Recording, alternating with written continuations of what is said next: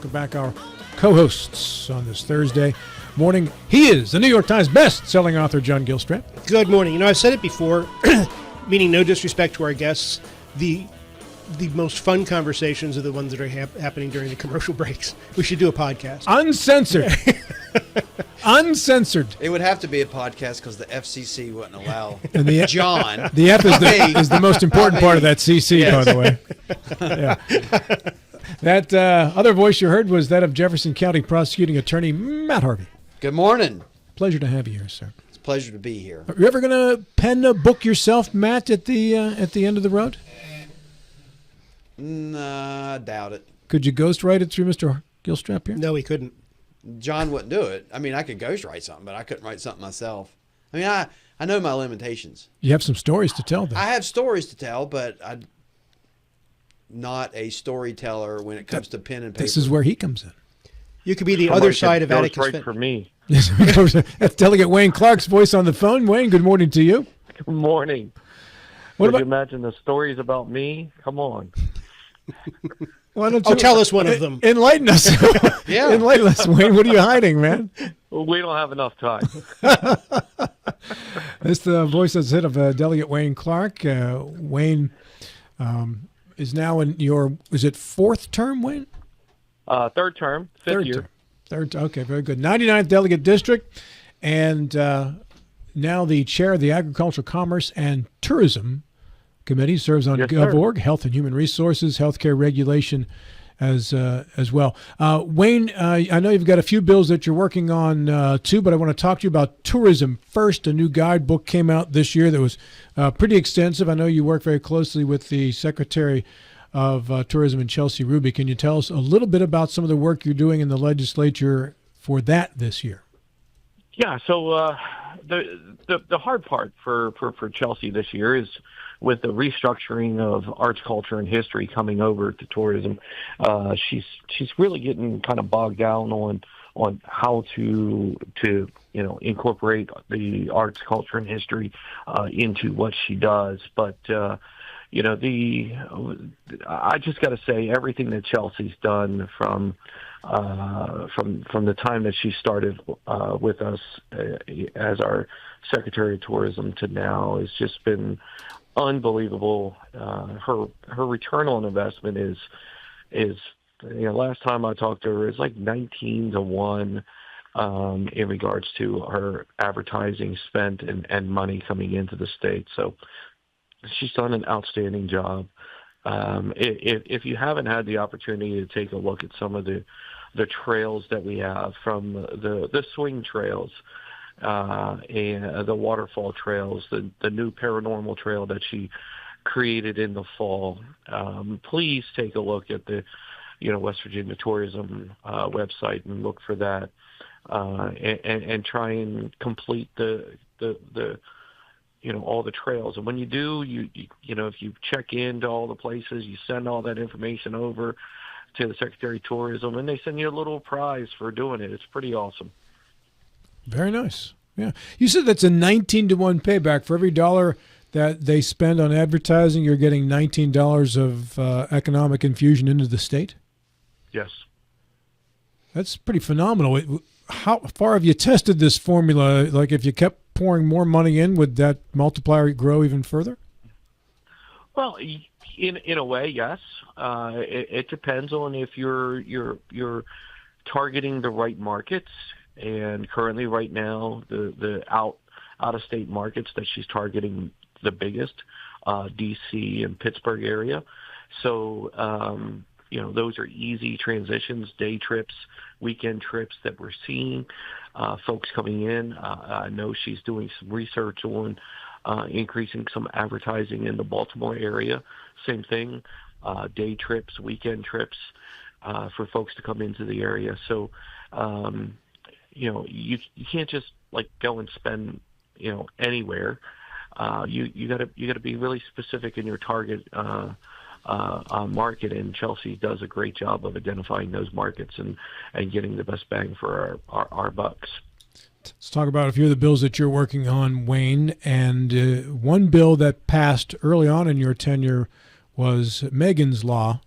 And this had to do with a serious health situation that your own daughter faced. And I remember going through some very painful conversations with you on the show in regards to what she was enduring. And this led to additional classes being taken by those in the school system to be able to identify some of these things. I understand you have kind of a sister bill attached to that?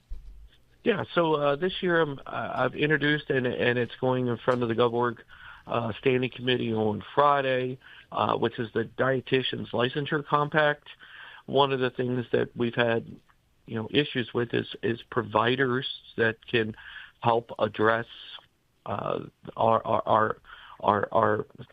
kids, and more specifically, who are suffering from eating disorders, whether it's anorexia or bulimia.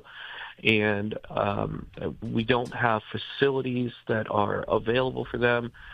As you all know, when I spoke about it, Megan, she had to go all the way to Fairfax for when she was institutionalized. An hour and a half drive every day to go down and see her for 30 minutes. So the Dietitian's Licensure Compact, what it does, currently right now there's 4 states and that have already passed the compact. There's 22 that are looking at passing it this year. Once the compact gets to 20, then any dietitian in any of those states could get reciprocal licensure in another state. So if someone, as an example, in South Carolina, has a dietitian's license and they move to West Virginia, then that license automatically comes over with them. So they don't have to go through all the training and all the other stuff. So now we're getting the opportunity to increase our providers for individuals that need this assistance. The other thing is it offers telehealth.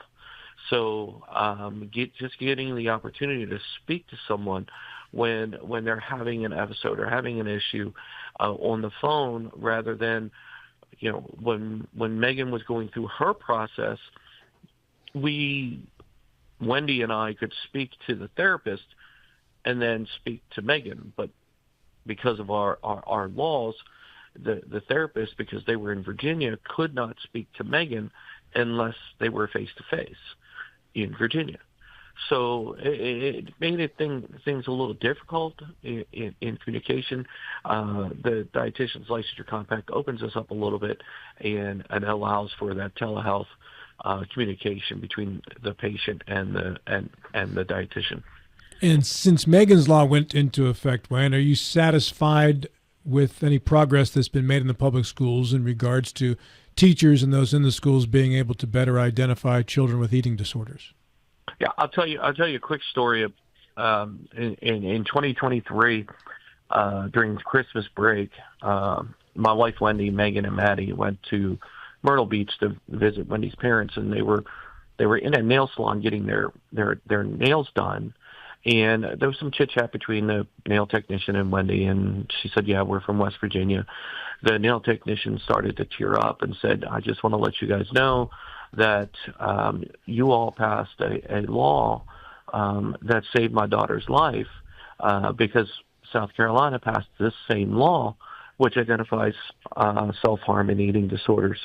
And I believe you guys called it Megan's Law." And then Wendy started to cry, and Megan was crying, and the nail technician was, "What's the matter?" And she goes, "By the way, your next appointment is Megan from Megan's Law." So, my law has made its way. Other states, Oklahoma, South Carolina, Georgia, have adopted this law and have put that in their practice as well. Whether or not they kept it as Megan's Law or they made it a different name, but talking to folks at the Southern Legislative Conference that I know and I've met, they're like, "Yeah, our state adopted the same law that you have, and it's saving lives," because some of these eating disorders they get so bogged down that the kids can actually starve themselves to death. That's an incredible story, Mr. Gilstrap. How do you ask a question After a story? That's why I went to you. I bailed. No, it's a beautiful story, and I'll go ahead and ask the question I was going to ask. It's a horrible segue. There's a bill that's 2064, and you sponsored it, relating to the limitations on craft cocktail orders. What is that? 2054. 2064. It says here, but Oh, okay. I apologize. So 2064, we have moved that into a complete comp sub for 2054. That's on second reading today. So got my numbers mixed up. All right. So back in 2021, my first kind of big bill that I worked on was House Bill 2025. And what it allowed is, this is back during COVID, and what it allowed is if you did a to-go order, like a DoorDash or whatever, from, say, we'll use a Mexican restaurant, and you really like their margaritas, you could order a margarita to go with your DoorDash order, providing that it was in a sealed growler, yada, yada, yada, yada. But the problem then became is that if you dined into the establishment that day and you were getting your box to go and you're like, hey, I would like a growler of your margarita to take home and have when I have my leftovers, they couldn't sell it to you because it was only for to-go carry-out orders only.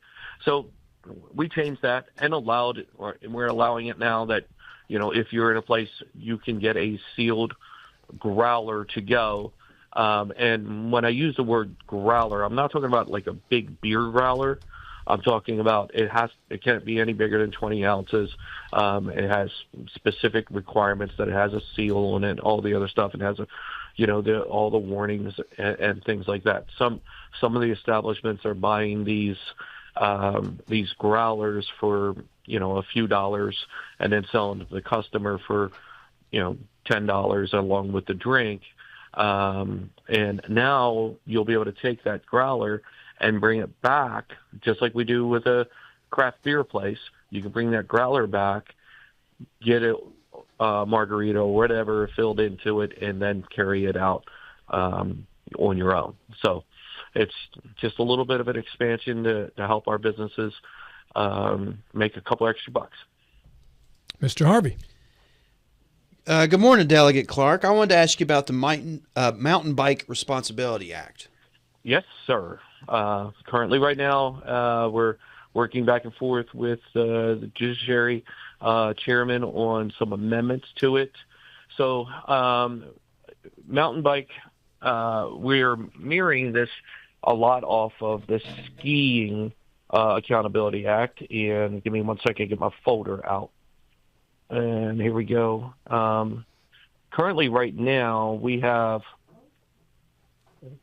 in Chapter 20, 1, 2, 3, 4, 5, 6, 7, 8, 9, 10, 11, 12, 13 different adventure sports accountability acts. Mountain biking is one that we have not been able to get through over the last few years. We're getting close. I think we have everything that we need this year to get it done. So basically what it says is that if and I'll use Snowshoe as an example because Snowshoe hosts the UCI World Mountain Bike Marathon. Providing that they're putting the risk levels or difficulty levels of the trails map up, which they have, providing that they're doing everything they can to maintain the trails as best they can. Obviously, weather and circumstances always come into play. But it basically says, as a rider, you know your ability, you know what you can do, and if you have an accident and we did nothing negligent on our end, you can't just sue us. We have the same thing with whitewater rafting, Hatfield McCoy Trail, the ATV trails. We have the same thing. We're just trying to get this added in for the mountain bikes. Was there a lot of lawsuits related to accidents or? No. There's not necessarily a lot of lawsuits. I imagine this probably makes the insurance go down for the resort. Yeah, absolutely. I know of one scenario where there was a lawsuit that was dismissed because it was used in the argument. a rider was going across a bridge that was about 8 feet wide, fell off the bridge, broke arm or leg. I don't know the exacts, but and then tried to sue that there wasn't like a weather stripping mat on it, and said it wasn't her fault. Lo and behold, they have pictures that shows the weather stripping on the bridge, all that, and they got dismissed. But it's I don't, Well, people when, try I'm and sue for anything. So yeah. Well, I understand that. But when I read the press release, it talked about putting insurance caps in place for incidents, and it seemed to me that this would bring a lot of stability and certainty that these places that offer mountain biking wouldn't have unlimited exposure. Absolutely, and that's the whole goal is to keep them from having unlimited exposure to situations. And mountain biking is a big deal at Snowshoe. It's a big deal. A lot of Yes, it places. It's yeah. a big. They have the ski lifts that have the hooks that you put your bike on. It takes you back up. Yep. So you just ride down and go back up. It's Ride down and go back up all day long. If you're a real mountain biker, shouldn't you be biking your way up the mountain? Have you seen the That's hills? pretty. Wouldn't the lift be the easy way out? Have you seen? Yeah. That's what I was Have you gonna ever say. stood on top of that mountain and looked down? It's almost straight down. Hey, life without a challenge isn't worth living, Wayne. Well, I guess you could say the same thing for skiers. Yeah. There are parts of My snow. old I've skiers- skied snowshoe. There are parts of snowshoe that are. I mean, their black diamonds are no kidding black diamonds. Skiing uphill is a little bit difficult, though. Hey, Wayne, I'm curious. Putting on your tourism hat here for a second, the Super Bowl gave West Virginia a great big kiss. Is there any way to judge? Did that have a positive impact on tourism? Do you The you talk playing about of country roads. Yeah, during the playing commercial? country roads during the. I mean, it had to. Yeah, it had to. I mean, I know everybody down here was just talking about it, all excited about it, how it just transitioned, and the way the Super Bowl transitioned from the rocket commercial straight into kind of a live of the Super Bowl and hearing all the fans continuing to sing it, that was pretty cool. And that everybody knows the words. That was very cool. Yeah. Well, I was at a Caps Well, game. most people don't know the second verse. So, That's because they're not sober enough to get to it, Wayne. I was at a Caps game and they play it like part of Oh, it's part of West Virginia tourism ad. Yeah. And everybody chimes in and picks it right up. So I mean, I thought it was really, really brilliant. Hey, Wayne, you're on Health and Human Resources. Recently, Yes. Judge Joe Goodwin ripped a state a new one in regards to a suit that he had ultimately to dismiss, but nevertheless had some strong words for the state in terms of the way it is handling its child welfare situations and foster care situations. Any comment on that and anything the state is doing to improve those situations? So we have several bills that are being introduced in regards to our foster care kids, and our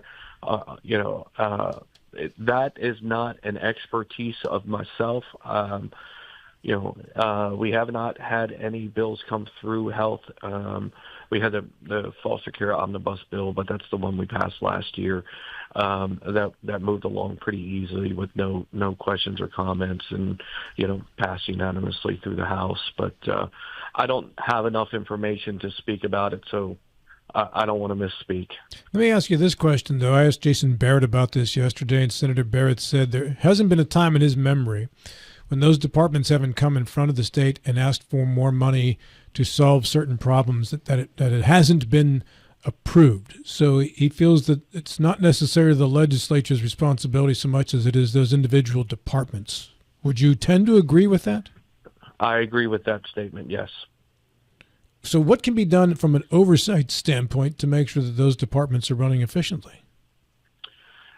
That's a really good question, and I would assume that I'll get a crash course on that through the interim process, being brand new on health, still trying to learn, the lingo of health regulations. I have enough information to kind of. Did we lose one? Yet. Here you are. Okay. You ducked So- out for a sec.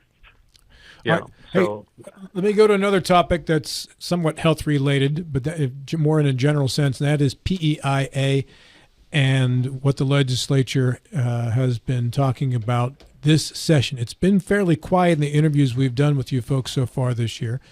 Is it anything that's been on an agenda?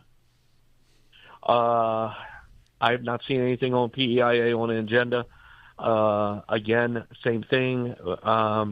We keep putting more money into it, and every time we do, it comes back that it's not going to work. It's not going to work. We need more money. So that is like the biggest, bomb in the world down here. Mm-hmm. When someone says PEIA, it's like everybody scatters. Because I don't know if there is a way to fix it to where it balances itself. Mm-hmm. I can tell you the one argument we always give everybody who's on PEIA is that your premiums are lower than the average person that's on a private. So just keep that in mind. But there's been so many issues with how former Governor Justice managed PEIA for so many years, and it's taken the legislature a long time to get back to the 80-20 process, and it just keeps coming up with more money, rate increases, all that stuff. Health insurance is going through the roof. Health premiums, health coverage, health care, the costs are just going through the roof. So, and they keep going up and up and up. And I feel bad for those that are in the healthcare industry. I have a dental insurance transparency act that I'm working with finance on, and trying to just get their loss pay in a balanced 80-20 on small insurance carriers, 85-15 on large.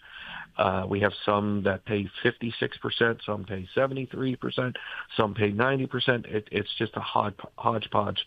I was talking to the Dentist Association last night about the legislation. So lots of questions on the healthcare. Anything on foster care coming? I believe we're going to see some legislation coming through. Adam Burkhammer is, the Adam Burkhammer and Jonathan Pinson delegates are the kind of leaders of the foster care stuff. We kind of follow their lead. That's their kind of specialty.